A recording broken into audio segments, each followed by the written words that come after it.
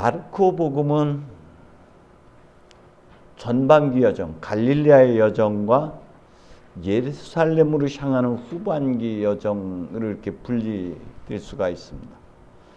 오늘 복음은 그런 후반기 여정의 첫 시작의 자리라고 할 수 있죠. 특히 마르코복음에는 소경에 눈 뜨는 장면이 두 곳이 나오는데 하나는 벳사이다 소경이고 또 하나는 오늘 여리고 소경입니다. 벳사이다 소경은 서서히 점진적으로 눈을 뜨고 눈을 뜬 후에는 집으로 돌아가게 되죠. 자기 내면의 자리로 다시 들어가고 좀 더 숙성의 자리가 시간이 필요했었죠. 그 사건 후에 일어난 것이 너희는 나를 누구라고 하느냐 하는 물음과 베드로의 신앙 고백이 이어지고요. 그 고백 후에 주님은 비로소 순환 예고를 하십니다. 그 순환 예고와 더불어서 시작되는 것이 후반기 여정이 되는 것이죠. 후반기 여정의 출발점에서 우리는 바르티메오를 만나게 됩니다. 사람들이 그를 이름 붙여주기를 안 못 보는 거지라는 명칭으로 그를 부릅니다. 그런데 그는 눈을 뜨게 되고 나서는 곧 예수를 따라 나섰다. 근데 그 따름이라는 것이 단순히 길을 쫓아간다라는 의미를 넘어서서 예수와 함께 동행한다, 예수와 같은 길을 걷는다라는 의미를 담고 있습니다. 같은 길을 걷고 있었지만은 앞서 복음에서 그들은 그 길 위에서 여전히 주님은 비움의 여정을 가고 있는데 반해서 그들은 거리에서 누가 더 높으냐를 가지고 다투고 있는 장면을 봤을 때 그들은 그 길을 간다고 말할 수 없죠. 그러나 오늘 여리고 소경을 학자들은 참된 제자의 길을 걷는 모범의 하나로 꼽고 있습니다.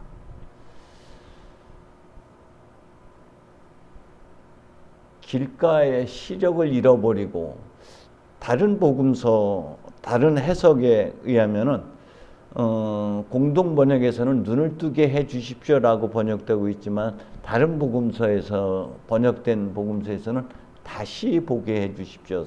다시라는 표현이 그 안에 들어가 있습니다. 이게 태생 소경은 아니었다는 것이죠. 삶에서 가장 소중하다고 할 수 있는 시력을 잃어버리게 됨으로써 그가 할 수 있는 일은 그렇게 많지 않았어요. 자신의 삶을 스스로 끌어갈 수 있는 힘, 그것마저도 상실한 채 비참한 삶을 살게 된 것이죠. 어떤 학자들은 그렇게 표현합니다. 인간의 한계 선상에서 더 이상 자신이 어떤 것을 할 수 없는 상실의 자리에서 우린 비로소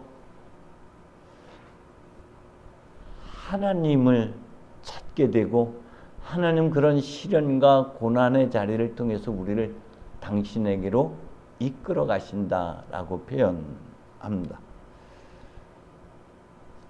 우리가 넉넉함 속에서는 하나님을 망각하고 있다가 상실의 자리에서야 비로소 다시금 하나님을 찾게 되어 있다고 말하는 것이죠. 바르티메오는 좌절, 절망의 자리에서도 믿음을 결코 그 끈을 놓지, 희망을 놓지는 않았던 것 같습니다.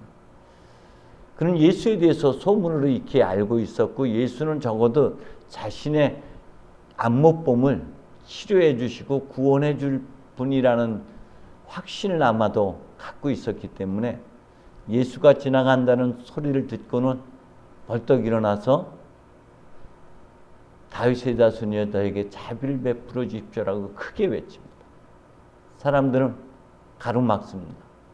하지만 그럼에도 불구하고 그의 외침은 점점 더 커지기 시작하고 그 사람들이 막을 수 없을 정도로 그는 울부짖고 부르짖고 몸부림칩니다. 그 절규인 것이죠. 우리는 이런 절규, 이런 몸부림을 하느님 앞에 해본 적이 있는지, 여전히 우리는 나름 살아갈 수 있는 힘이 내 안에 여전히 남아있다는 것이죠. 하느님은 필요로 하지만 이렇게 몸부림칠 정도로 절규에 가까운 외침을 우리가 하느님 앞에 해본 적이 그리 많지 않다는 것이죠. 시편 기자는 그렇게 노래합니다. 가엾은 자의 부르짖음을 하느님께서는 외면하지 않으시고 공경에서 건져주시는 분. 하나님께 모든 것을 바라고 바랬더니 하나님께서는 부르짖음을 들어주셨다라고 노래하고 있습니다. 우리는 우리의 힘으로 할 수 없는 한계선상에서 어떻게 대처했는지, 하느님 앞에 어떤 모습을 보이는지를 스스로 성찰해 볼 필요가 있다고 생각이 됩니다. 주님은 그런 몸부림에, 그런 부르짖음에 발걸음을 멈추시고 그를 불러오라고 하십니다. 소경은 겉옷을 벗어버리고 벌떡 일어나서 예수님께 다가갑니다. 겉옷은 특히 길가에 잠을 자야 하는 사람들에게 겉옷은 생명과 같은 것이에요. 겉옷이 없으면 추위와 더위를 이겨낼 수가 없고, 겉옷은 또 한 사람의 인격, 소명을 상징하기도 합니다. 그래서 엘리야는 겉옷을 벗어서 엘리사에게 건네준 경험도 우리는 알고 있습니다. 베드로는 벗었던 겉옷을 다시 입고 부활하신 예수님이라는 소리를 듣고는 물속에 뛰어든 것도 우리는 성서를 통해서 알 수가 있습니다. 우리는 세례를 통해서 그리스도를 옷 입듯이 입었다라고 표현하는 사도 바울의 음성도 듣게 됩니다. 겉옷은 우리의 인격, 우리의 소명, 그런데 그 겉옷을 벗어던졌다는 것은 자신의 전부를 벗어던진 것이고, 동시에 사람들이 자신에게 붙여준 명명했던 그 이름표 딱지를 떼어버리는 것이죠. 우리는 참 소리에 민감한 사람들이에요. 어린 시절부터 너 그렇게 못나니, 너 하는 일이 뭐 그 모양이냐 하면서 부정적인 소리를 듣고 성장한 아이는 어른이 되어서도요, 자신을 그와 같이 대합니다. 자신을 못난이로 보고 자신을 대수롭지 않은 사람, 그렇게 자신을 하찮은 존재로 취급하게 됩니다. 타인이 그러는 것이 아니라 타인들이 붙여준 그 이름에 자신도 모르게 동의하고 자신도 모르게 그런 존재라는 왜곡된 인식을 갖게 된다는 것이죠. 그런데 오늘 바르티메오는 그런 사람들이 입혀놓은 겉옷, 붙여놓은 안 못 보는 거지란 그런 딱지를 떼어내는 것이죠. 그리고 자신이 가졌던 자신에 대한 편견, 왜곡된 고정관념까지도 떼어내는 것이 겉옷을 벗는 것이고, 이것은 사도 바울이 표현했던 대로 나는 그리스도를 위해서 모든 것을 잃었고 그 모든 것을 쓰레기로 여기고 있다는 고백에 맞먹는 그런 자신의 움켜진 전부를 비워내는, 자신이 자신의 틀을 깨버리는, 타인이 붙여준 틀까지도 스스로 깨는 그런 결단의 자리가 겉옷을 벗어 던지는 자리가 되는 것이죠. 우리도 우리 스스로를 다시 한번 생각해 봐야 됩니다. 나는 나 자신을 어떻게 생각하고 있는지, 다른 사람들이 붙여준 잘못된 편견들, 왜곡된 시선들에 대해서 난 어떻게 대응하고 있는지, 그것에 내가 동의하고 있는지 아니면 그것을 흘려버리고 나만의 고유성 안에 지금 머물러 있는지 우리는 스스로 다시금 성찰해야만 합니다. 주님은 그에게 이렇게 묻습니다. 무엇을 나에게 바라는 것이 무엇이냐? 이것은 뒤따르는 제자들에게도 물었었고, 그리고 주님께 다가온 두 제자에게도 동일한 물음을 던진 것이죠. 우리에게도 이 물음은 지속되고 있는 것이죠. 야고보와 요한은 좌편과 우편에 앉게 해달라는 욕심을 하늘 앞에 토해냈다면 바리티메오 소경은 자신이 제대로 보게 해주십시오, 올바로 보게 해주십시오, 위를 보게 해주십시오, 이제 땅을 보는 삶에서 하나님의 시선, 하나님의 관점에 눈뜨게 해주십시오 라고 말합니다. 자신의 필요를 이야기하는 것이죠. 초대교회에서 많은 필사본들이 있는데 그 필사본 중에 일부는 아마 그 필사자가 의도한 것인지 아니면 실수한 것인지 모르지만 다시 보게 해주십시오 라는 단어 앞에 당신을 이라는 표현을 썼다고 표현하고 있습니다. 그것은 내가 주님을 다시 보게 해주십시오 라고 표현되고 있는 것이죠. 이 본다는 것이 쳐다본다, 위를 본다, 너머를 본다. 주님께서 우리를 주목하여 봤듯이 그 중심 하나님의 관점, 하나님의 시선으로 바라본다 라는 의미를 갖고 있다고 합니다. 좌절과 절망의 자리에서 우리는 하나님의 현존, 하나님을 볼 때만 딛고 일어설 수가 있고 희망을 노래할 수가 있고 새로운 삶의 출발점이 될 수가 있는 것이죠. 우리는 우리 스스로에게 무엇을 못 보고 있는지, 내가 봐야 할 건 무엇인지를 성찰해야 되는 것이죠. 하나님께로부터 사도 바울의 표현대로는 하나님께로부터 물려받을 축복이 얼마나 위대한 것인지, 내 안에서 믿는 사람들 안에서 활동하시는 성령의 능력이 얼마나 큰 것인지, 모든 지식을 초월한 그리스도의 사랑이 얼마나 놀라운 것인지를 우리는 알아차리지 못할 때가 얼마나 많은지 모릅니다.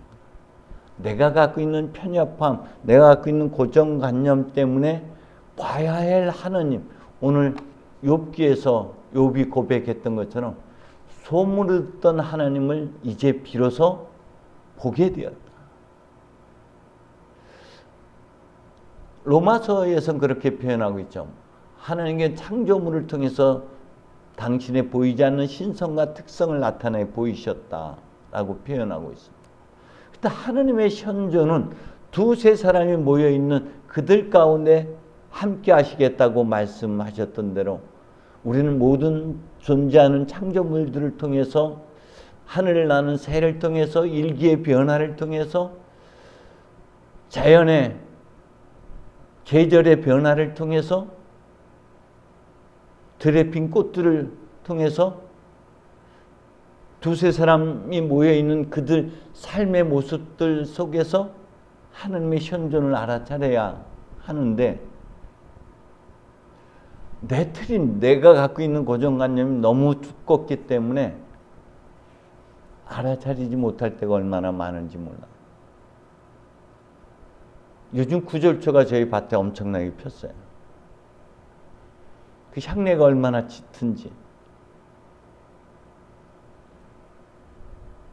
저도 전에도 한번 기도 중에 그것을 알아차렸는데 요번에 다시 나는 너무 하나님을 내 틀 안에서만 자꾸 보려고 하니까 하나님의 현존, 하나님께서 나와 함께 하시면 못 알아찰 때가 얼마나 많은지 몰라요.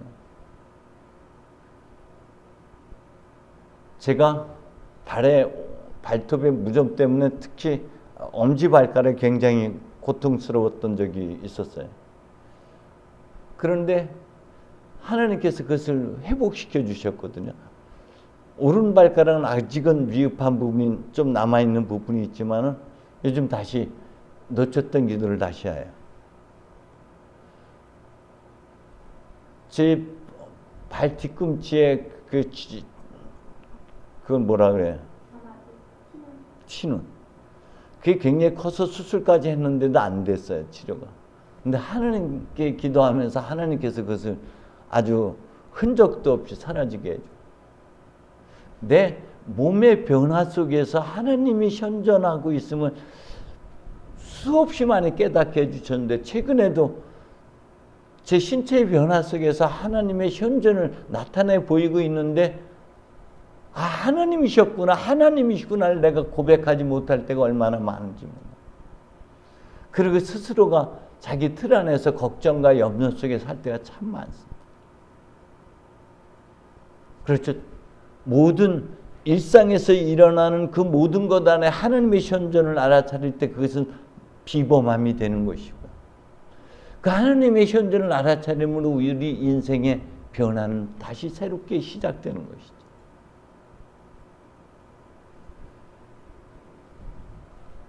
사실 본다는 것은 하나님의 현존을 알아차린다는 것이고, 그리고 우리 자신의 다른 사람이 붙여준 혹은 내가 갖고 있는 그 틀을 깨고 나의 진면목, 나의 하나님께서 보신 참 좋았다 했던 그 본래 면목을 알아차리는 것이 비로소 본다는 거예요.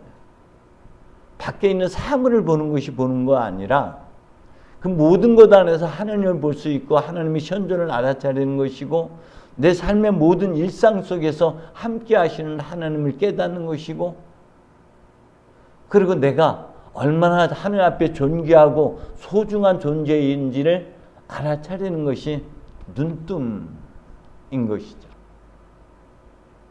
주님 그렇게 말합니다. 가라, 내 믿음이 너를 살렸다. 내 믿음이 너를 구원하였다.